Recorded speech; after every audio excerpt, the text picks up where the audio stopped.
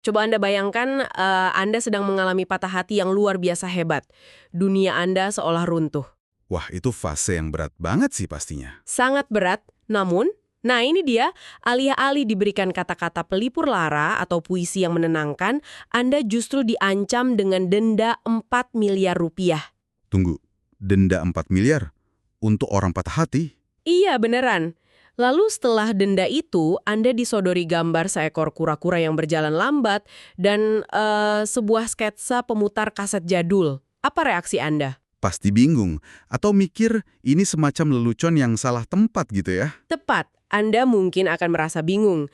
Namun bagi Anda para pembelajar yang selalu mencari makna di tempat yang tidak terduga, teka-teki absurd inilah yang akan menjadi misi eksplorasi mendalam kita hari ini. Sebuah misi yang menurut saya menuntut kita untuk melepaskan cara konvensional kita dalam membaca sebuah karya. Mengurai sebuah cerita itu lewat paragraf, dialog, atau konflik antar karakter, kan? Iya. Tapi kali ini kita buang semua teks naratif itu, kita akan membedah anatomi dari rasa kehilangan, murni, hanya melalui kerangka struktural sebuah karya fiksi berjudul Kata, karya Rintik Seduh. Jadi maksudnya kita cuma bersandar pada halaman legalitas, kutipan judul, dan sketsa-sketsa ilustrasi yang tersebar di dalamnya ya. Tepat sekali, kita membaca buku tanpa membaca ceritanya sama sekali. Wah, ini dekonstruksi yang radikal banget sih. Kita mencoba mengekstrak filosofi terdalam dari apa yang biasanya cuma kita anggap sebagai hiasan pinggir dari sebuah buku. Dan yang mempesona dari hal ini adalah, saat kita mulai mengupas lapisan pertamanya, kita justru tidak disambut oleh keindahan puitis sama sekali. Dan pasal 113 Undang-Undang Nomor 28 Tahun 2014 tentang hak cipta. Lengkap dengan ancaman penjaranya juga kan? Iya, ancaman penjara 1 hingga 10 tahun, serta denda yang merentang dari 100 juta hingga 4 miliar rupiah. Ditutup dengan tagar agresif, stop beli buku bajakan. Keras sekali ya? Sangat keras. Makanya ini jadi pertanyaan, mengapa karya seni yang mengeksplorasi emosi rapuh seperti senja yang kehilangan langitnya harus dibentengi oleh kawat berduri yurisdiksi hukum yang begitu brutal? Nah, keberadaan halaman legal ini yang seringkali kita lewati begitu saja kalau lagi baca buku, tanpa sengaja memotret sebuah ironi besar dalam interaksi manusia sebenarnya. Ironi seperti apa tuh maksudnya? Karya fiksi pada dasarnya adalah komodifikasi dari emosi terdalam manusia. Entah itu rasa sakit, cinta, atau trauma. Dan emosi itu kan entitas yang sepenuhnya abstrak, rentan, dan tidak berwujud. Iya ya, Tapi kita hidup di dunia yang sangat nyata. betul. Di dunia nyata yang digerakkan oleh kapitalisme dan hukum, hal yang paling tidak berwujud ini menuntut struktur pelindung yang paling kaku. Penulis pada dasarnya sedang menelanjangi jiwanya, dan untuk melakukan itu dengan aman, dia butuh tameng absolut berupa ancaman pidana tadi. Masuk akal sih. Itu mengingatkan saya pada mekanisme pertahanan psikologis manusia sehari-hari. Oh, menarik. Analoginya seperti apa tuh? Seringkali orang yang memasang tembok paling tinggi atau yang menetapkan batasan paling keras dan tidak kenal kompromi dalam hubungan, sebenarnya adalah orang yang menyembunyikan sisi paling rapuh di dalamnya. Ah, benar banget itu. Sangat relevan. Sumsi rasa dan berempati dengan penderitaan karakter di dalamnya, mereka dituntut untuk menyadari nilai material dari rasa sakit tersebut. Bukan sekedar curahan hati murahan ya berarti. Tepat, ini adalah properti intelektual. Secara bawah sadar, ini langsung mengatur postur mental Anda sebagai audiens. Anda tidak lagi sekedar membaca, Anda sedang memasuki sebuah ruang pameran barang berharga yang dijaga ketat. Dan itu mengubah ekspektasi kita secara instan. Kalau pertahanan awal itu sudah mengisyaratkan luka yang begitu dalam dan mahal, apa yang terjadi ketika kita benar-benar diizinkan melihat isi lukanya? Nah, disinilah sumber materi kita. Ini melakukan lompatan visual yang luar biasa memusingkan. Iya, sangat memusingkan. Kita disuguhi subjudul tentang senja yang kehilangan langitnya, lengkap dengan siluet dua orang, kemudian muncul tulisan ambang pintu di sebelah sketsa teras kosong. Lalu ada gambar seekor kura-kura kan? Benar, gambar kura-kura. Namun tiba-tiba konsep yang sangat lamban dan membumi ini dibenturkan dengan tulisan Neverland yang divisualisasikan melalui sketsa menara pengawas lalu lintas udara atau ATC bandara lengkap dengan sayap pesawat terbang. Kontras yang sangat ekstrim. Sangat ekstrim. Ini membingungkan. Apakah karakter ini sedang merangkak mati-matian atau sedang bersiap lepas landas dengan kecepatan ratusan kilometer per jam? Kebingungan kinetik inilah yang menjadi esensi dari patah hati itu sendiri sebenarnya. Mari kita bedah lapisan metaforanya. Kura-kura itu adalah simbol universal dari beban yang menetap. Meluk yang selalu bawa rumahnya kemana-mana ya. Tepat. Secara anatomis, kura-kura tidak bisa melarikan diri dari rumahnya karena cangkang itu menyatu dengan tulang punggungnya. Kura-kura membawa masa lalu, memori, dan rasa kehilangannya kemanapun ia melangkah, setapak demi setapak. Dan frasa senja yang kehilangan langitnya tadi mempertegas ketiadaan rumah tersebut. Senja yang indah tidak akan pernah bisa eksis atau bermakna kalau tidak ada langit yang menjadi kanvasnya. Metafora yang sangat menyedihkan ya. Bener, jadi kura-kura ini membawa rumah yang esensinya sudah hilang. Tapi tunggu, bagaimana dengan bandara dan Neverland tadi? Nah, disinilah kontrasnya bekerja menciptakan penderitaan. Bandara adalah lambang pamungkas dari liminal space, atau ruang transisi. Di bandara, Anda sudah meninggalkan titik asal, tetapi Anda belum tiba di tujuan. Sebuah zona mengambang ya? Betul. Menamainya Neverland, sebuah referensi budaya pop untuk negeri di mana orang menolak untuk tumbuh dewasa, mengisyaratkan sebuah pelarian ilusif. Karakter ini ingin melarikan diri dari rasa sakit secepat pesawat jet yang membelah awan. Fisiknya atau logikanya mungkin menuntut pergerakan progresif yang cepat. Terbang meninggalkan rasa sakit, namun emosinya tidak bisa diakselerasi. Penderitaan terbesarnya bukan pada perpisahan itu sendiri, melainkan pada ketidakselarasan antara logika yang ingin terbang menjauh dan hati yang masih merangkak lamban. Sintesis yang sangat presisi. Terjebak dalam limbo antara kecepatan modernitas dan kelambatan proses pemulihan internal. Tubuhnya menolak untuk menetap di masa lalu, tetapi memorinya nolak untuk beranjak maju. Dan ketidakmampuan untuk melepaskan cangkang memori ini termanifestasi semakin jelas pada benda-benda mati yang berserakan di ilustrasi selanjutnya, kan? Benar, benda-benda yang seharusnya mati ini justru terasa berdenyut membawa beban psikologis yang masif. Coba kita lihat, ada sebuah kotak kaca berisi gulungan kertas bertuliskan "dan mata". Lalu, ini yang paling bikin saya mengernyitkan dahi sih, ada sketsa tas ransel gunung yang tebal dengan label kotak kesabaran. Ransel yang sangat berat ya kelihatannya. Banget. Serta ada sketsa seorang anak perempuan bersepeda menjauh di bawah tulisan "hilang". Dan terakhir, gambar pemutar kaset Walkman jadul dengan headphone-nya yang dilabeli "waktu". Visual yang sangat analog dan berat. Iya, saya mengerti bahwa mereka sedang dalam perjalanan, tapi logika lari dari kenyataan biasanya menuntut kita membuang beban, kan? Mengapa seseorang yang ingin hilang dengan bersepeda justru menggendong kotak kesabaran dalam ransel yang berat? Dan mengapa membawa Walkman yang merepotkan? Jika kita hubungkan ini dengan gambaran besarnya, mengemas barang seringan mungkin itu adalah strategi untuk perjalanan fisik, tapi bukan untuk perjalanan spiritual atau emosional. Oh, jadi aturannya beda ya? Beda banget. Ransel bertuliskan kotak kesabaran ini membongkar mitos besar dalam masyarakat kita. Kesabaran itu seringkali dikhotbahkan sebagai kondisi mental yang damai, pasif, dan tenang. Kayak duduk diam menunggu badai reda gitu. Padahal nyatanya tidak seperti itu. Kenyataannya, kesabaran adalah beban fisik dan mental yang sangat berat.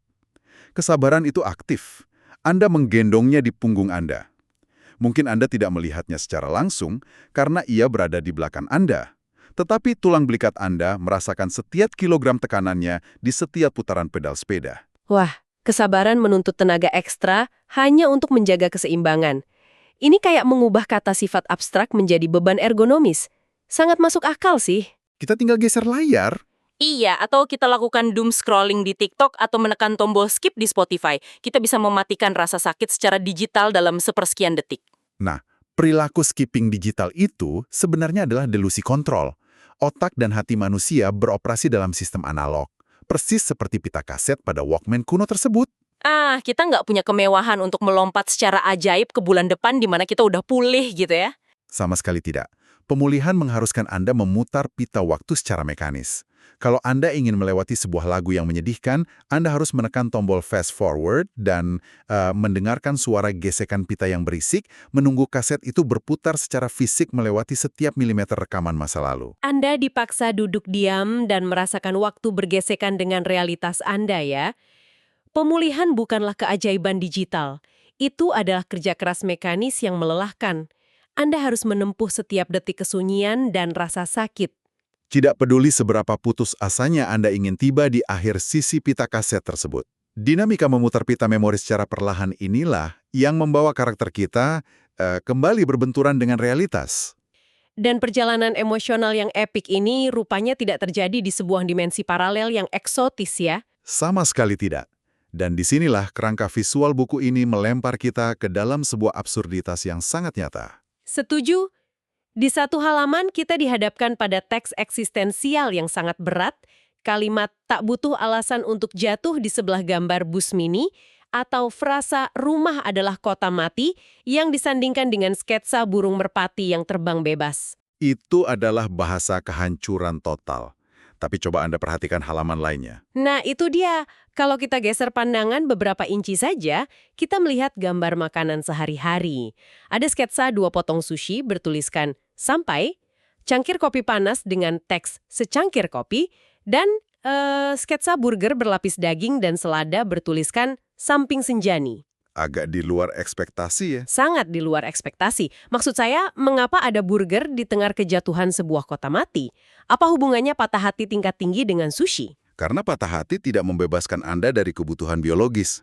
Ini adalah potret ironi keseharian yang seringkali luput dari narasi dramatis. Narasi dramatis di film-film gitu ya. Iya, masyarakat sering mengonstruksi patah hati sebagai momen sinematik, menangis di bawah guyuran hujan lebat, atau merenung di tepi jurang. Padahal realitasnya jauh lebih banal.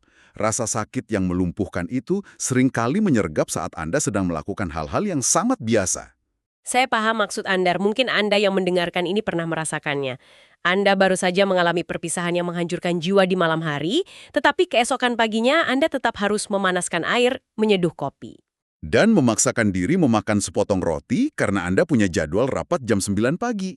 Benar. Kesedihan tingkat dewa seperti cinta tak kenal harap itu bersemayam di dalam tubuh yang lambung dan ususnya masih menuntut asupan kalori. Kesenjangan antara kehancuran batin dan tuntutan fisik, itulah yang membuat gambar sushi dan burger ini sangat tajam pesannya.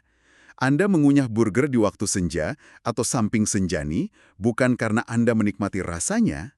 Makanan seringkali terasa kayak kardus kan kalau kita lagi bersedih. Tepat. Anda makan sekedar agar mesin tubuh Anda tetap beroperasi. Dan di tengah rutinitas makan yang hampa itu, kesadaran bahwa rumah adalah kota mati menghantam dada Anda berkali-kali. Namun, perhatikan burung merpati yang terbang di dekat teks cinta tak kenal harap. Iya, burung merpati itu. Kehilangan harapan biasanya dipandang sebagai titik nadir dari sebuah depresi kan?